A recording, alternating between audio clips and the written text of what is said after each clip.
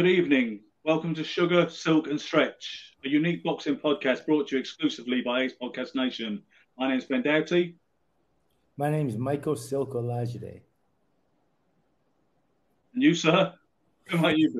He calls himself right. I think he calls himself Nostradamus, we should call him, because, okay, Gary's not playing ball with this kind of slick production thing, which is fine. That is his prerogative with all his achievements listed. I'd like to get right into it. Right, now, Gary, this is your moment. It's early days for the three of us all on the podcast, but this is your first great victory dance show because you said, in no uncertain terms, Friday night, you stuck your neck out and you said it will be a completely different fight. Eubank will be a vastly improved version of himself and he will win conclusively by stoppage. Can I tell you something in my defense? If you juxtapose the fighters, it went about exactly the way I thought it would. So you had the result exactly right, Michael. You just you were right. Ben, what's that smell? Bullshit. Yeah. Gary, you were right. What I would like to say, okay. I said exactly. I don't want to sound like a flash fool, but I told you guys that I looked at the whole picture. I think Eubanks is a better fighter. I think, based on what? And I'd only seen Eubanks. I mean, I'd hardly seen basically that.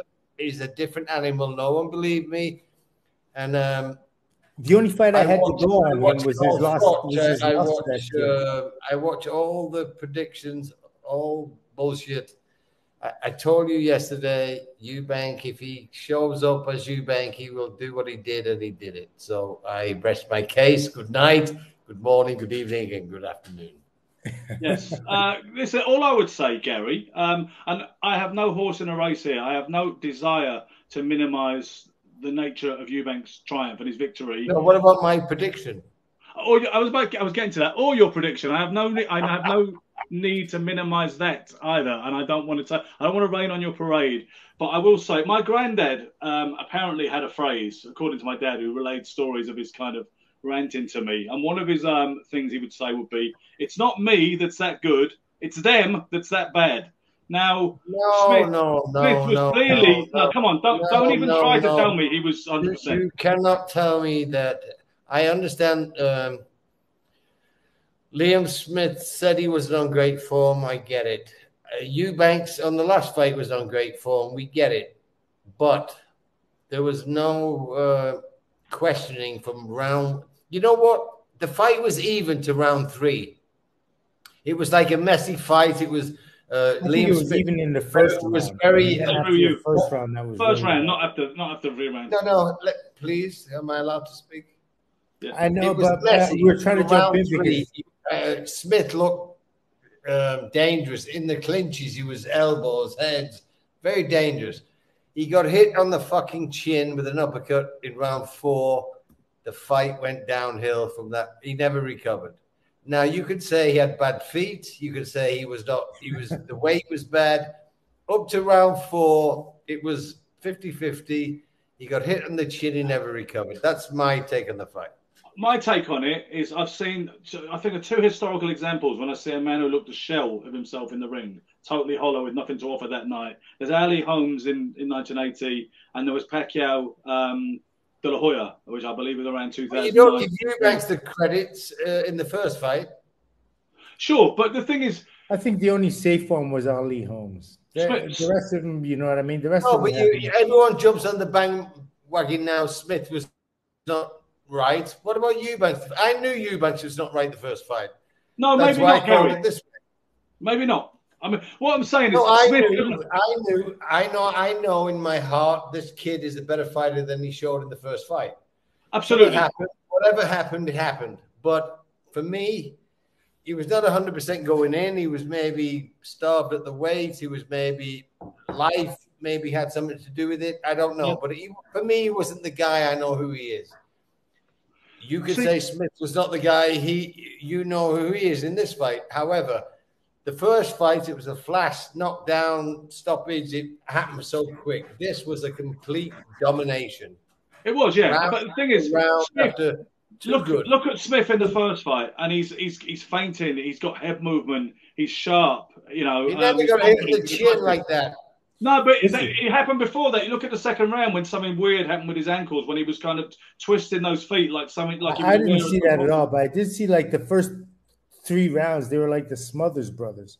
They were like mauling each other, Yes, and and it was even, Stephen. There was no Eubanks wasn't fainting in the first three. It was a mess. It was what it was. You feel each other out. You jab, you grab, you get your distance. You do what you do, they were and grabbing then each other, trying crack. to get off. Round Liam was. I four, mean, I don't know uppercut. what was the ref It thinking. The never ref was recovered. letting Liam hit him behind the head, like. He was, and that was the only plan Liam Smith had last night was to try and hit him on the back of the head in clinches. He was Yeah, missing with that right hand counter all the time. He had no head movement. He had zero balance. He He couldn't was get out out of the his way of a league. jab.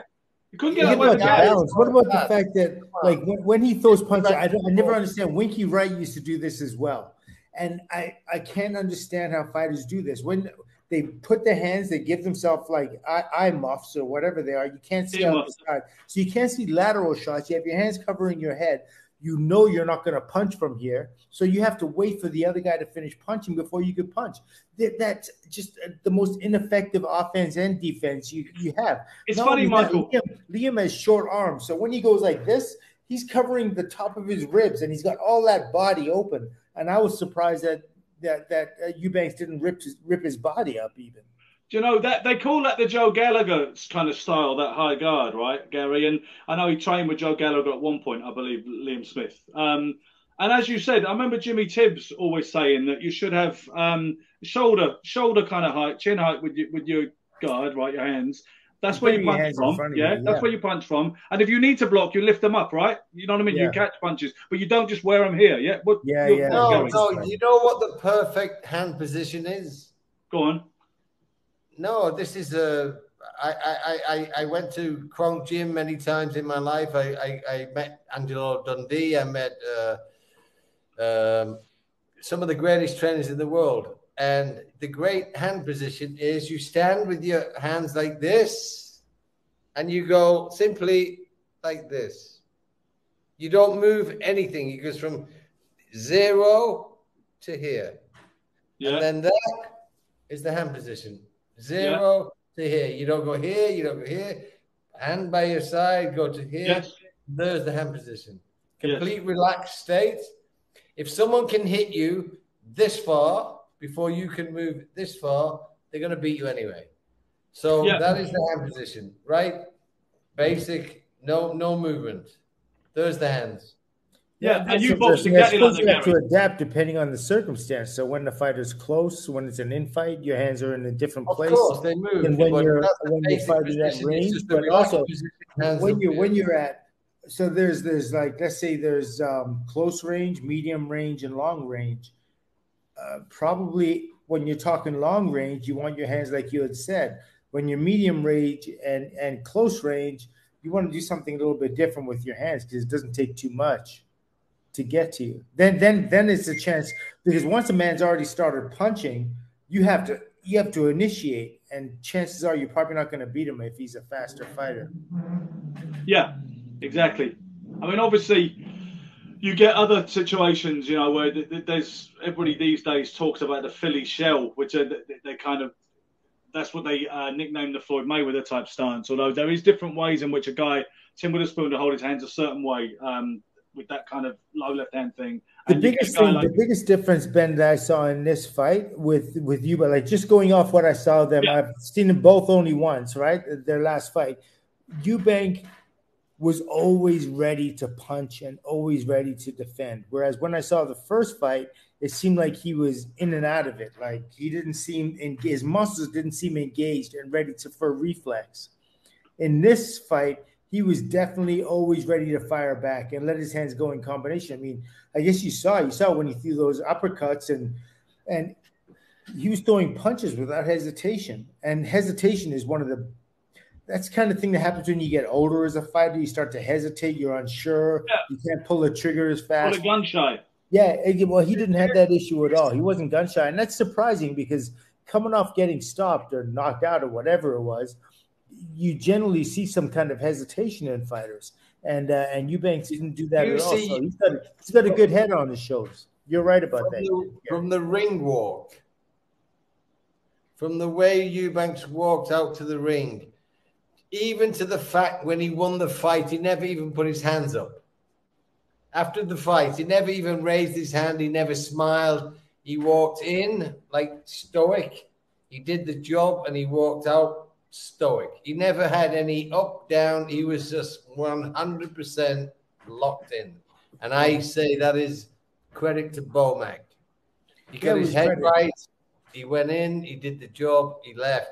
He never even smiled at the end of the fight. It was just strictly business.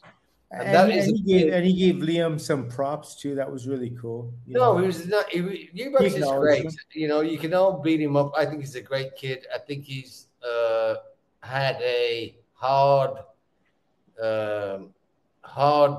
career based on. He has a legend father who's a great man too, but he has to stand up on his own 2 feet. For the first time, I told you on the last podcast, he's found a team who's going to support him, not dominate him, and they're going to allow him to be the best he can be. And I think you saw him. I think you saw a tip of the iceberg. I think he's going to get better and better and better if he sticks with this team. That I'm not too sure about. But what did you think about Bowman? Was it Bowman? What's his name? Eubank, Brian McIntyre. Eubank, yeah. How was that? Don't underestimate. See, my take, Gary. He did what he had to do last night, and yes, he did look better, and he certainly. Did you hear the corner? I heard the corner the whole night. Relax, stick the jabs. He followed instruction, focus. They were he stuck to the basics. And the basics is all left jab more. He didn't really thank Eubank that much afterwards. The guy he was going off. He didn't really acknowledge him. Yeah, I was disappointed with that, but he didn't acknowledge him. That's that was disappointing, to be honest. In any case, fellas, at the post-fight press conference, Liam Smith arrived first. So they had to wait 5 minutes for Eubank, and inevitably faced questions from the press about what went wrong and how can there be such a radical difference between his performance in the 2 fights. And he didn't blame his ankles. He said, "Please don't run with that," because they made quite a big thing of it on the Sky TV broadcast. Liam Smith is a complete champ. The way he handled defeat, he was. But you know what he said. I love him before, but I love him even more after. He was such a man. I'm sure he had problems with his ankles. I'm sure he had many problems. But he said, "I'd take my victory and I'd take my defeat."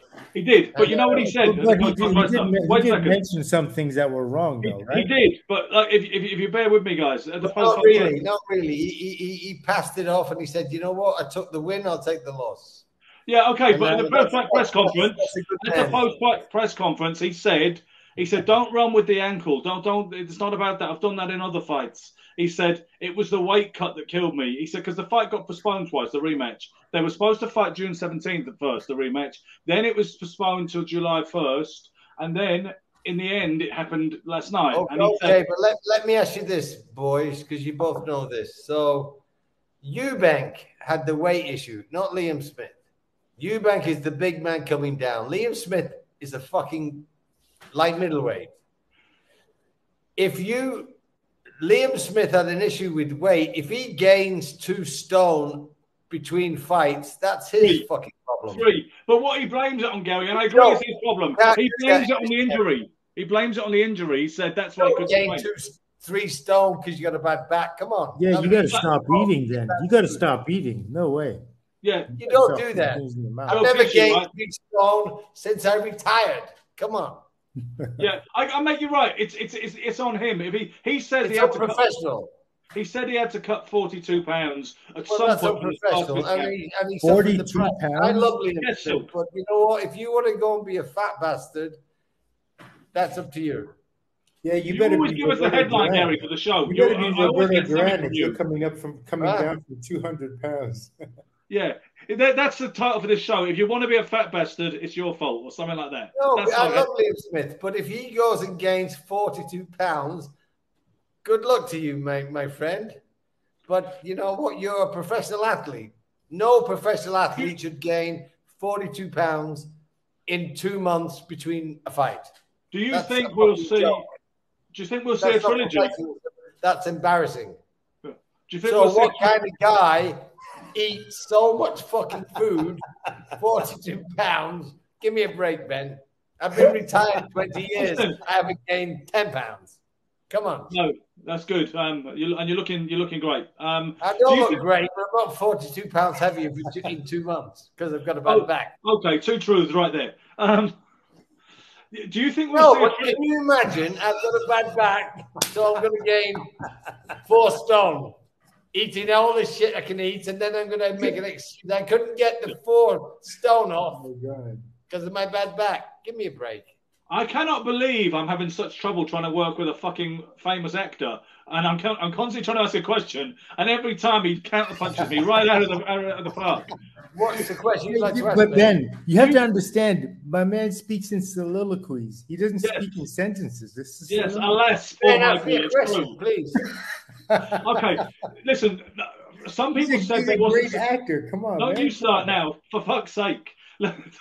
Some people said that there wasn't sufficient scope for a rematch, never mind a trilogy. Now it has been reversed so spectacularly, and fair play to you and Eubank for that. Do you think we'll see a third fight or not? Should we? Would you like to see it or what?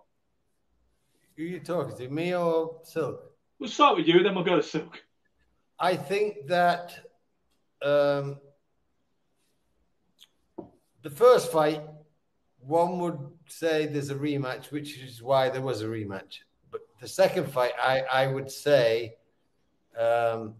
most people would say there's no need for a rematch. It was so dominant. Now, if Smith was so hindered by weight or he was flat, whatever, it's a possibility. But I think that the first fight, like it was slightly controversial, but the second fight was a complete domination. So is it fair for Smith to get a rematch? Sure, it's 1-1.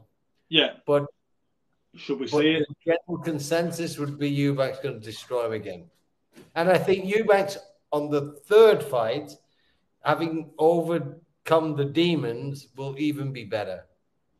Yeah. So, of course, you get another payday, and it may be a different fight, but I think that Eubank showed enough dominance that I wouldn't want to see it, but I think Smith, if he wants it, deserves it. Perfect. I think there should be a third fight. I mean, why not? They'll both make money off it, and I guess he'll be able to settle things up in one another's mind. I mean, obviously Eubank's.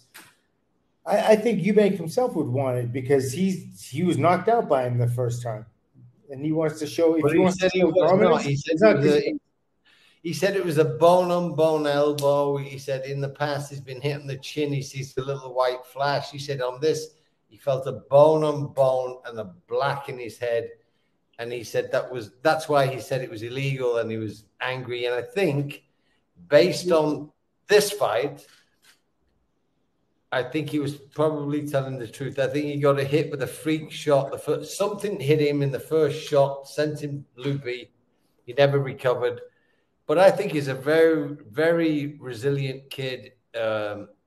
We've seen him in the past. He has a chin. You're talking about Liam. Something happened in the first fight, and he said it was a miracle.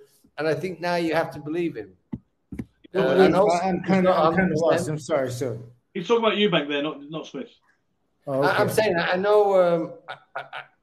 I think you have to give the kid some credit. Something happened in the first fight which was not normal. I think he's redeemed it. Over-redeemed it. Is there value for a third? Sure, maybe. Yeah, I think he deserves it because he felt flat on this fight. So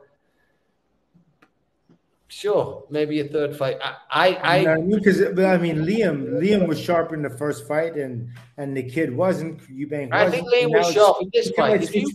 No, he wasn't, Gary. He was not. No, if you watch the first 3 rounds, right? There's not a lot of action, but if you watch the when they grab each other and the elbows and the messing, Liam was fucking on the. He was really dangerous in the clinches, like his elbows, his head. I seen the way. That's not boxing though, is it? Oh, that's an no, but but it means his mind's there.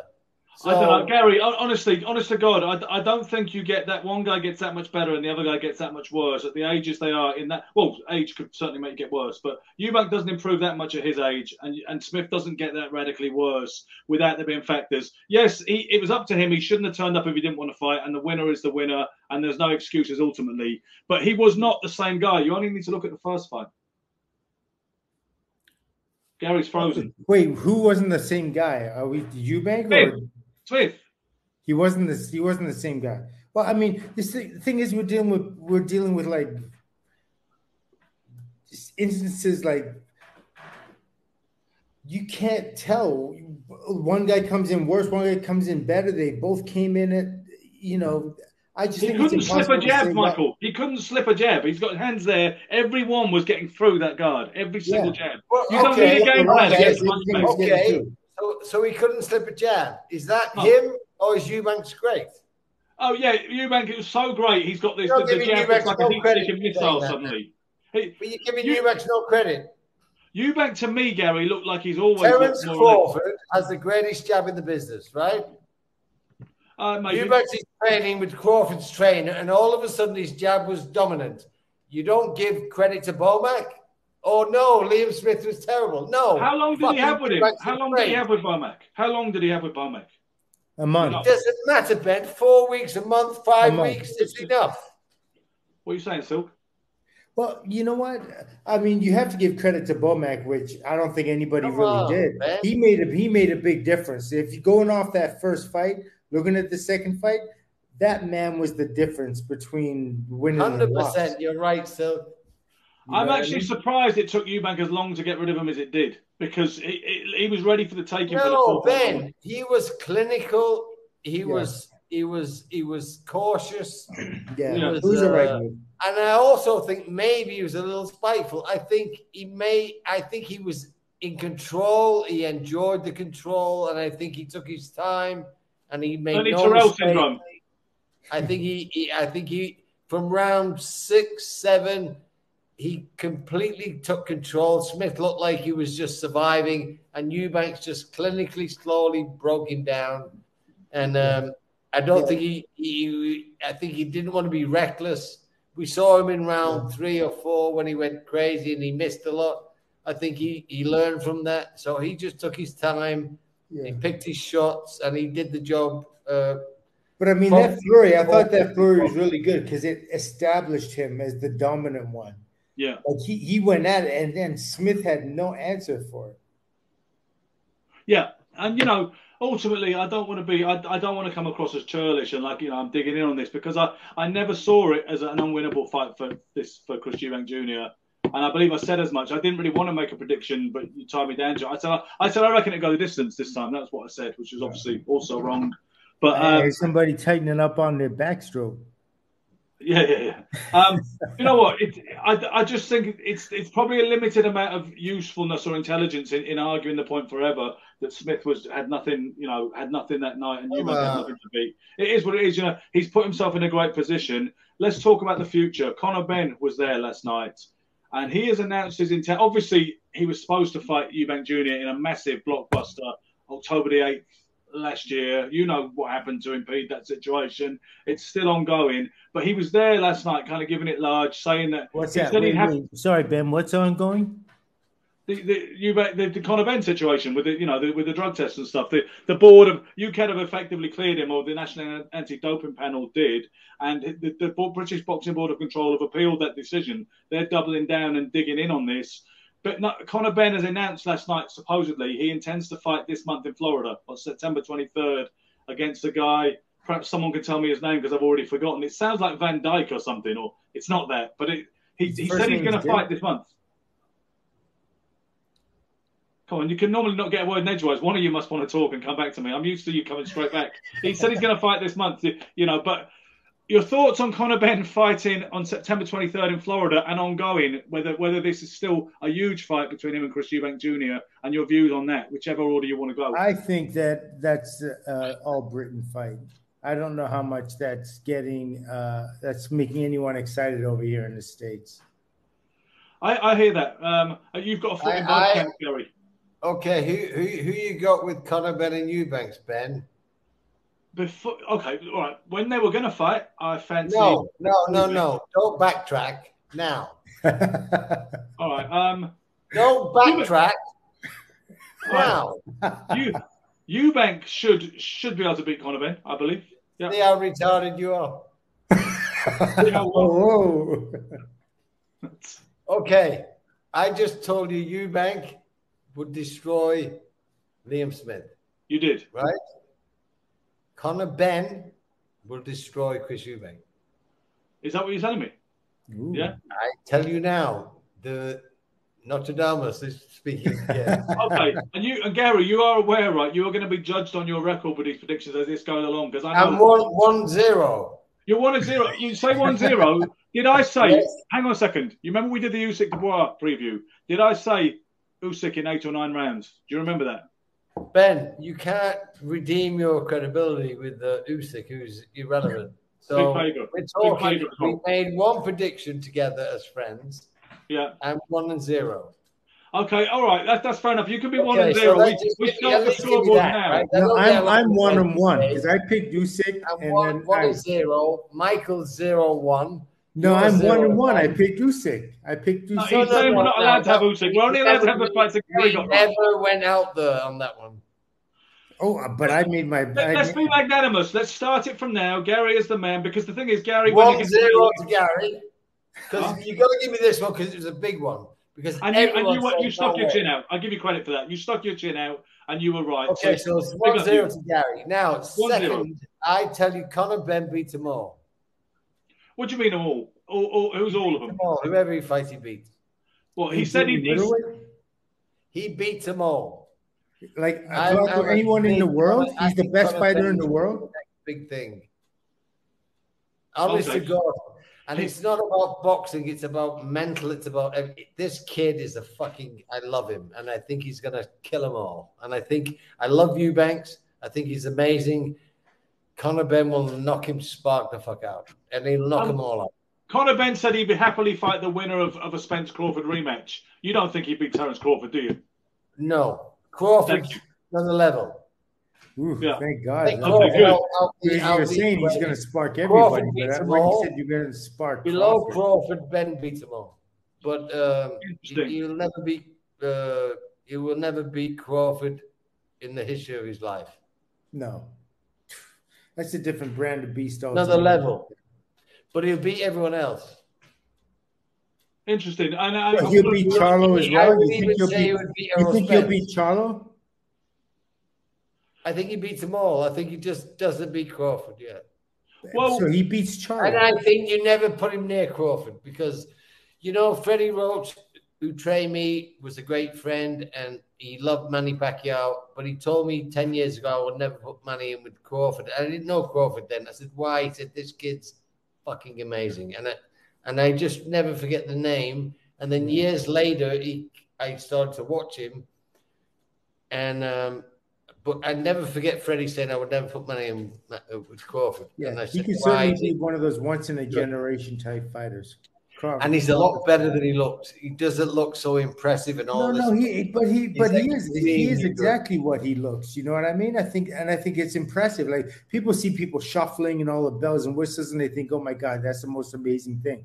Now he goes in there and he's like the most consummate professional hitman, just very clean to it. Does what works, doesn't need anything, Oh, would you, if he fights Jaron Ennis, Boots Ennis, you pick Conor Benn, would you? All day long. You've seen Jaron Ennis, yeah? All day long, Conor Benn. Yeah? Wow. Conor Benn all day long. What? Well, all right, we'll have that one, Gary. We'll have that one. We're gonna. you can't forget this one. Beats them all. Don't forget the only one he doesn't beat is Crawford, but he will never fight Crawford. He'll never fight Crawford, but this kid Boots, boy. Ooh, have you seen him? I've seen him. He's slick and he's good. Conor Benn will give him a. Who's the best fighter Conor Benn's beat up to now, then, Gary? Are you saying it doesn't matter? It doesn't matter who he's beat to now. It's what I see in him. He's a brilliant. Yeah, but what you saw against him was against a different brand of opponent. No, I see potential. I'm not looking at fights. I'm looking at the man. I understand where you're coming from. But if you're I looking believe at if you're this might looking at be. potential, when you look at Boots, you see so much more potential than you do.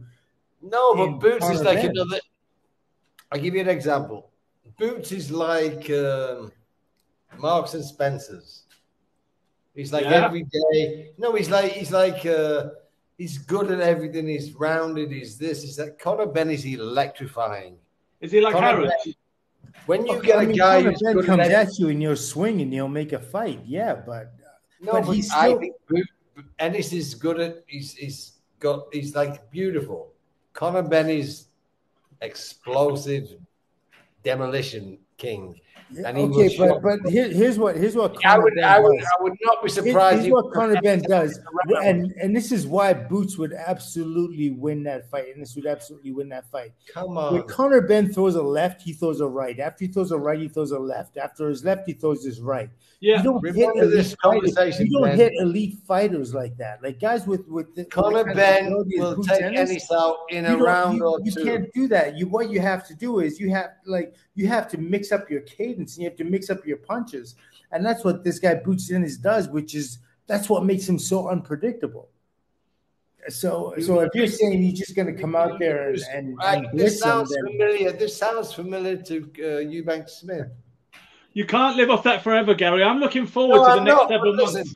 What I'm saying is, Ennis, rounded professional, once in a lifetime there comes a whirlwind, and he just executes. And I think Conor Benn will take Ennis out in a round, maybe 2.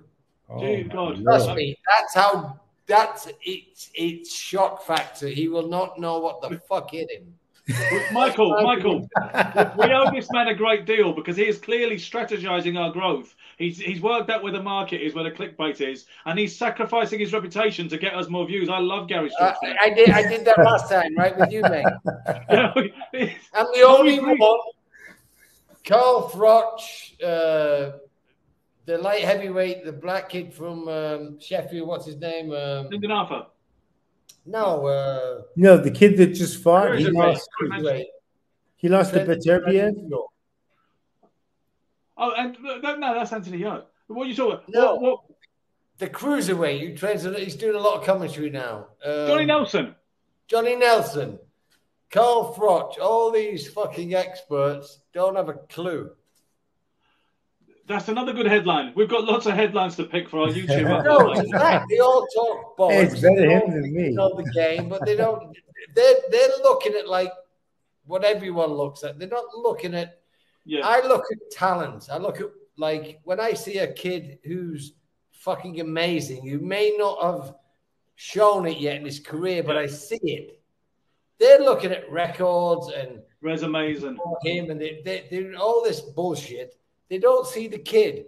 If you don't see the potential in a young Chris Eubanks Jr., I love Liam Smith. I'm a big fan of him, his family, major fan. So I have nothing against Liam Smith, but Liam Smith is what he is. Eubanks Jr., given the right trainer, circumstance, he has potential beyond.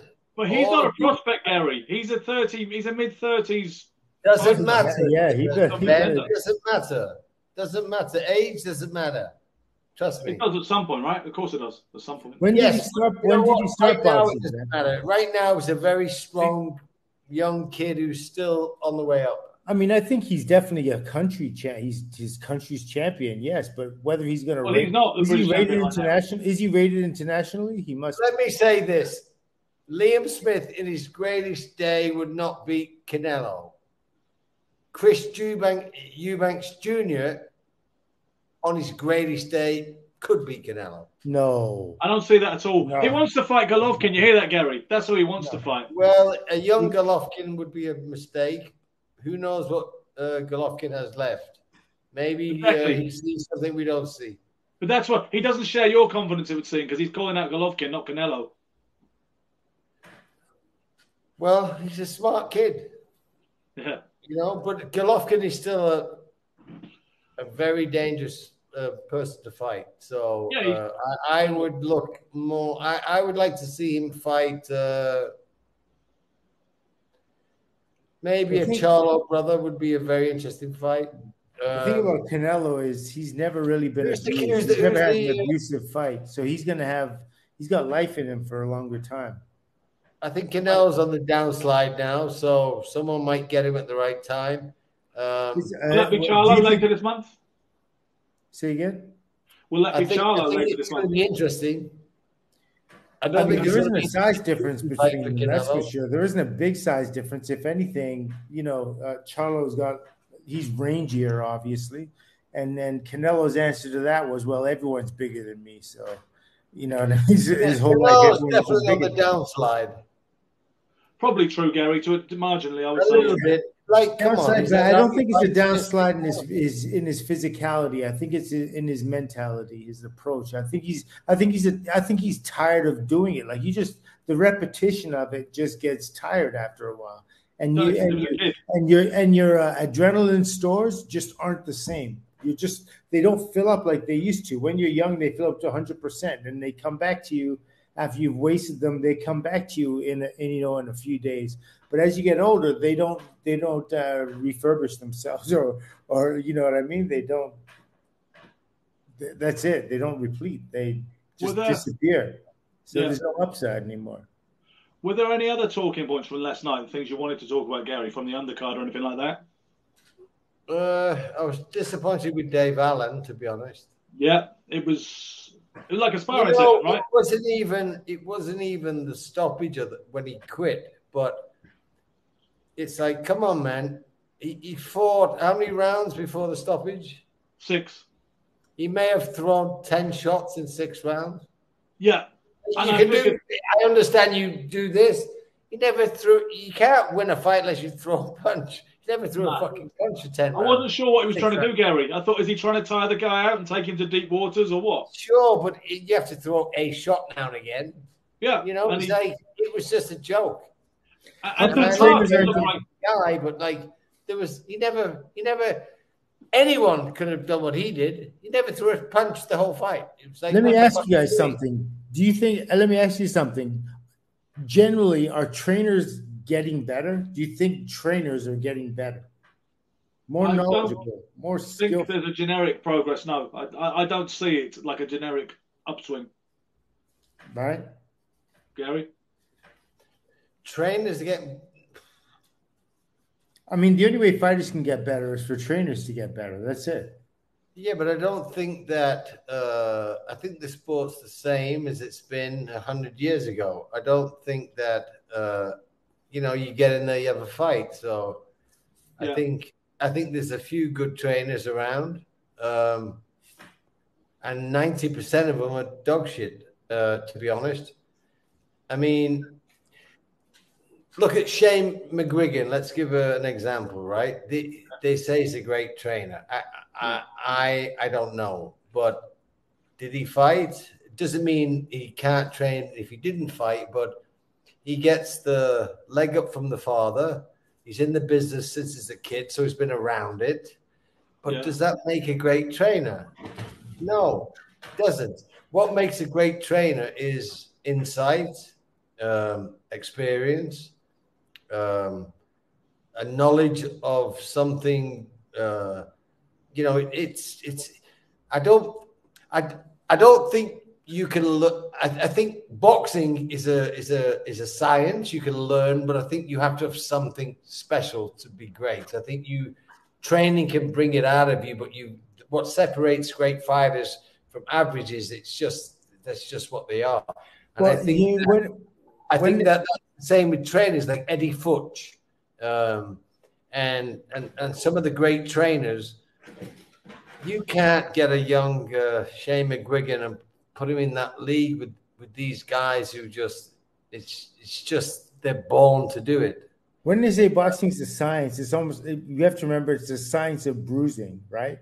So it's almost like they left off the important part. It's the sweet science of bruising. So you're teaching the guy how to beat somebody up. And it's almost like guys that are... Well, there's got to be an innate something in you. Yeah, but you can teach 2 kids how to beat someone up, but one will do it predominantly better than the other. Yes, and that could be because of their mental approach towards, like, they maybe have more naturally aggressive in the side of themselves.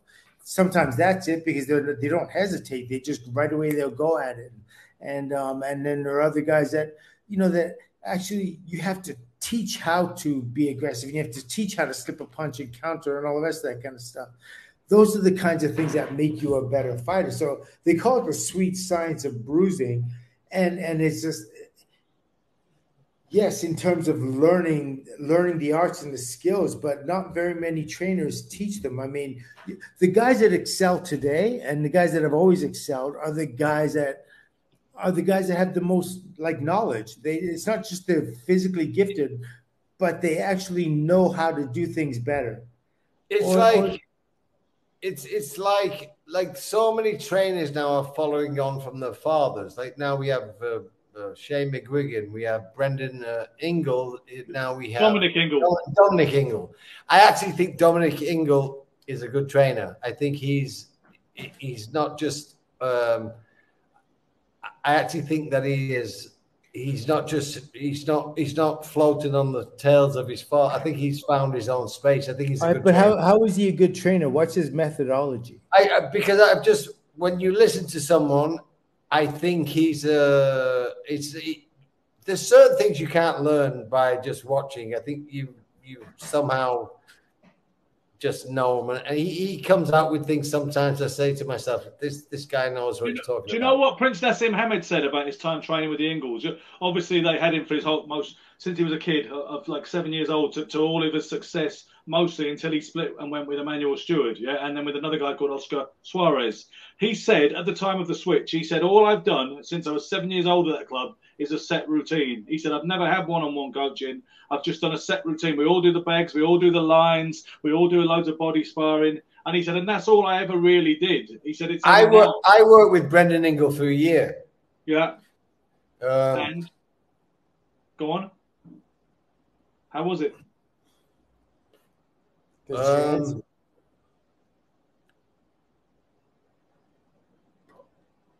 He didn't teach me a whole lot. He possibly brought out my natural ability. So, he's a little abstract. That's a little abstract in the conversation. But so he never told me anything, but he actually brought. If I had any natural talent, he kind of brought it out. Which seems to be what Angela and did with Muhammad Ali. Really, that seems to be what the way they work together very much. Meaning, if I had no talent, I would have learned nothing. There you go. There you go. But in his defense, he brought out maybe the best of me, or give me the confidence to trust my instinct, which by letting you do what you naturally know how to do. Yes. But then I get with Jimmy Tibbs, and I think Jimmy taught me more than anyone. He taught me fundamentals. He taught me.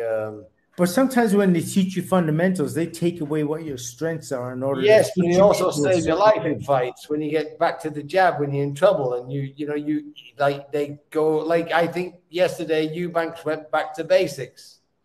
Use the jab, stay off the ropes, don't get caught up. Like all the simple things that, like, if you have this information going into a fight, like maybe the first fight you never had it. If I say to a guy going into the fight, don't fucking get on the ropes, stick behind the jab.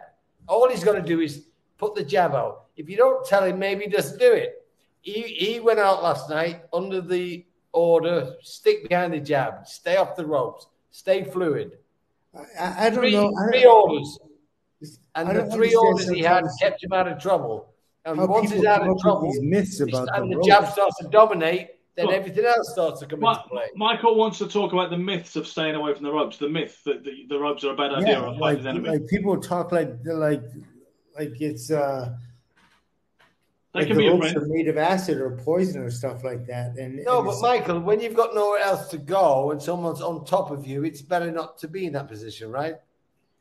No, it's better. Well, you know what's better? What's better is to know the ring, is to have worked in the gym in sparring on fighting off the ropes because I inevitably understand that, we're all going to be there at some point. At but some point, Michael, I would everyone's going to rather be be there. in a position where I could take a step back and make you miss rather than be on the ropes and have nowhere to go. But you So do have unless somewhere to go. I That's can what I'm use the saying, though. ropes, as we In know, the we can ring, learn there's no to do such thing this. as having no place to go. Because The they're fluid. thing is Michael, we're like not this. all as talented as you. Okay, so here's what I'm saying. If my head is right here, right? I'm against the ropes. I can still move back. I can still drop down. I can change my elevation. I can get to the side. I can get to the left, go to the right. I got 360, right? That I can go. The ropes do not stop me from moving 360. They may stop my feet from moving, but they do give. Okay, they Michael, also I give give you a all the false credit, except false if sense of you're on the security. ropes, your body is completely open.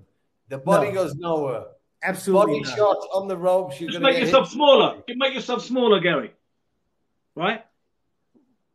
You can make yourself smaller. You could turn on your angles. There's Did a you ton see of Marvin things. Hagler, Sugar Ray Leonard? Of course, I've seen it 100 times. That Even more. masterclass, right? Yes. Did he ever go on the ropes? Sugar Ray, He yes. was A little like bit. A this, little bit. Sugar Ray beat Little Hagler bit. off the ropes. Sugar Yeah. Ray If definitely beat Hagler would have Hagler put off him the on the ropes. back of the ropes, he'd have killed him. But he was in the corner in round 9, that epic round. Yes, Yeah. for moments, not for 45 No, minutes. he He didn't stayed rope there. it up, admittedly. No, I he mean, very stayed there with but him. do you know what I think the Sugar worst Ray thing? planted his feet and let him go. Yeah, the worst thing I think about being on the ropes, actually, Gary, is the judges tend to perceive it negatively. Even if you were doing fantastic work and they couldn't see you, Yes. James Toney, like ring generalship, they will mark you down 100%. because they think the other guy's winning because he's got you on the ropes. Yes. Yep. Yeah. I just think People have look, this thing in their heads about you're on the ropes and that means you're getting beat and getting killed. And it's not the case. Michael, I'm with you 100%. But ideally, I would rather be in the center of the ring. Yeah. But myself. then, okay, so you know what you're doing there. When you're in the center of the ring, it's a different thing altogether. If you're in the center of the ring, that means your reflexes have to be better than the other guys. Basically, well, they are. Yeah. Okay. So they are, but that's not the average for all fighters, right? Like your reflexes were incredible. I 100%. No. Let's not say that. But what I'm saying is, Michael, if ideally for me, and I think for most fighters, middle of the ring, when you get on the ropes, you have some limitation of what you can and can't do. Is that not correct? Yes. If you're a seasoned pro who's learned to use the rope, yeah, there's a perceived limitation, but that perceived limitation is only because you haven't practiced fighting. You haven't mastered the art of fighting off the ropes. That's all. But let's be honest. Let's get back to the point Gary was making. He's right that Eubank didn't need to be there last night, and it was a good thing he stayed off of him in the centre of the ring and dictated with his left jab. If you look at the problem Eubank had when he got knocked out last time, he was in the corner on the ropes, right? On the ropes. Yeah. Well, so Gary is valid. Didn't he step in with a punch? You know what the most effective Liam with a punch and get caught? I thought that's what happened. He was on the ropes when he got caught. Punch was last night was the jab. Yeah. It sickens Smith, the jab. He never let him get set up. He kept hitting him with the jab. He kept knocking it. It was like, and that was Bomac. Jab, move, jab. And that's another thing. And that's another thing, if I may say. So he's like this with the cuffs, and he's eating jabs right down the middle. And I'm sorry, how many years has Liam been a professional boxer? How long has he been boxing for? Over 10. So over 10 years. What about this? When the jab comes your way? What about that? That's just like the most simple thing. Block the damn jab. Nobody does. Getting back to Brendan Ingle, I remember Brendan Ingle once. There was an article in one of the boxing news-related publications, and Brendan Ingle said that a novice in the gym said to him, "How do you defend against a left jab?"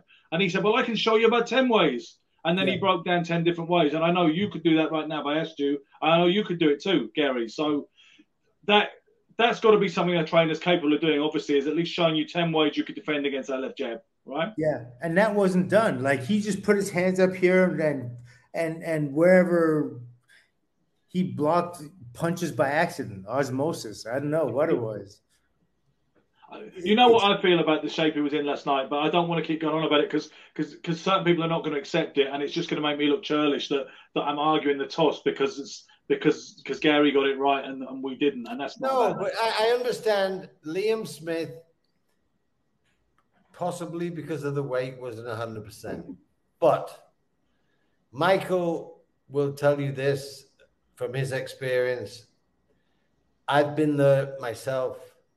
Not every fight you're 100%, but you find a way. Sure. That's one of Michael's favorite sayings. You find a way. You struggled through it. There was not a inclination of a possibility of a way. He was so dominated. So, you know, it's one thing looking, you're not sharp and you can't get off it. He just got fucking beat up by a better fighter. And I think if it happens again, it will happen again. And I love Liam Smith again, but yeah, but why? Chris Eubanks Jr. is better fighter than you think he is. I promise you. Okay. He's not filled his potential yet. He's not. I hope he does. It's late to do it, but I think I think with a good camp like he has now, and if he listens and he disciplines, I think there's a lot more in this kid than people see. And I think yesterday was just a little sign of what's possible. Ben, why do you keep calling him girlish? Say again? Why do you keep calling him girlish? What are you talking about? You said twice. You said he was girlish. I didn't say girlish. I don't know what word you... Churlish. I said I don't want to be churlish. You know that word, right? You don't want to be... Oh. I said I don't want to come across as churlish. Now, come on. When I first read about you in KO magazine, they say you may need a dictionary to follow this guy's interview. So you should be au fait with linguistic nuances. You know. Excuse me.